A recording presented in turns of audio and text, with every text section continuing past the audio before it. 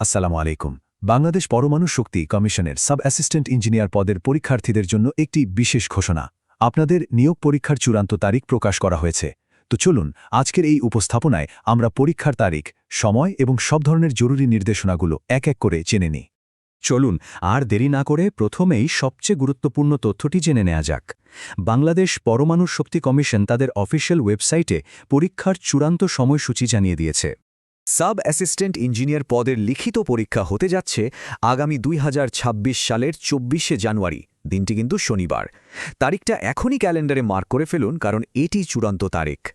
পরীক্ষা শুরু হবে সকাল ১০টায় এবং শেষ হবে সকাল ১১টায়, মানে পরীক্ষার জন্য হাতে সময় থাকছে ঠিক ১ ঘণ্টা।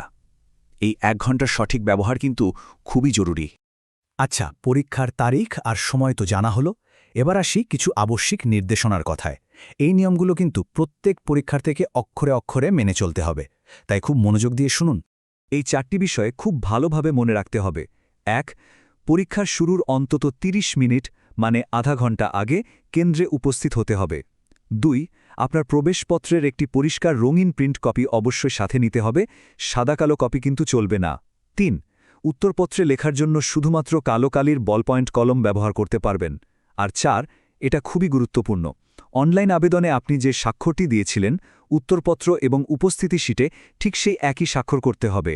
এখানে কোনো গরমিল হলে চলবে না। এই নিয়মটি নিয়ে কোনো ধরনের ছাড় দেওয়া হবে না। একদম পরিষ্কারভাবে মনে রাখুন, পরীক্ষার গেট নির্ধারিত সময়ে বন্ধ হয়ে যাবে, এরপর আর কাউকে কেন্দ্রে ঢুকতে দেওয়া হবে না। তাই যানজটের কথা মাথায় রেখে বাসা থেকে যথেষ্ট সময় হাতে নিয়ে বেরোবেন।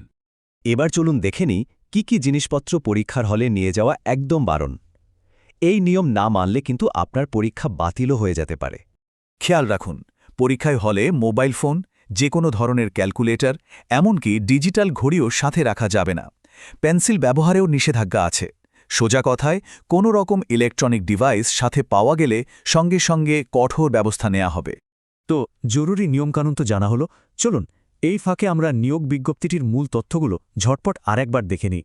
আপনারা যে পদের জন্য পরীক্ষা দিচ্ছেন সেটি হল সাব অ্যাসিস্ট্যান্ট ইঞ্জিনিয়ার। এটি জাতীয় বেতন স্কেলের ১০ম গ্রেডের একটি অত্যন্ত সম্মানজনক পদ, যার বেতন স্কেল হল ১৬,০০০ থেকে ৩৮,৬৪০ টাকা। এই নিয়োগে মোট পদ সংখ্যা হল ২৮টি। এর মধ্যে সিভিল ইঞ্জিনিয়ারিংয়ে আছে ১২টি পদ, ইলেকট্রিক্যাল ইঞ্জিনিয়ারিংয়ে ১৩টি এবং মেকানিক্যাল ইঞ্জিনিয়ারিংয়ে রয়েছে ৩টি পদ। আপনাদের মনে করিয়ে দিই, এই নিয়োগ প্রক্রিয়াটি শুরু হয়েছিল গত বছরের ২৩শে জুলাই বিজ্ঞপ্তি প্রকাশের মাধ্যমে এবং আবেদন প্রক্রিয়া শেষ হয়েছিল ২৮শে আগস্ট। আচ্ছা, লিখিত পরীক্ষার পর আপনাদের করণীয় কি আর পরবর্তী সব তথ্যই বা কোথায় পাবেন? চলুন এবার সেই বিষয়ে জেনে নেওয়া যাক। যারা লিখিত পরীক্ষায় উত্তীর্ণ হবেন তাদের পরবর্তী ধাপ হল মৌখিক পরীক্ষা বা ভাইভা। ভাইভার সময় দুটি জিনিস অবশ্যই সাথে রাখতে হবে, অ্যাপ্লিক্যান্টস কপি এবং এই লিখিত পরীক্ষার প্রবেশপত্রটি। আরও একটি বিষয় মনে রাখতে হবে, পরীক্ষায় অংশ নেওয়ার জন্য কোনো প্রকার টিএ বা ডিএ দেওয়া হবে না। আর সবথেকে জরুরি কথা হল, পরীক্ষা সংক্রান্ত যে কোনো আপডেট বা নির্দেশনার জন্য শুধুমাত্র অফিসিয়াল ওয়েবসাইট অর্থাৎ www.bsec.gov.bd এখানে চোখ রাখবেন। সবশেষে বলবো, সঠিক প্রস্তুতি এবং পরীক্ষার নিয়মগুলো নিখুঁতভাবে মেনে চলাই এই প্রতিযোগিতামূলক পরীক্ষায় আপনার সাফল্যের মূল ভিত্তি হয়ে উঠবে। আপনাদের সকলের জন্য রইল শুভকামনা।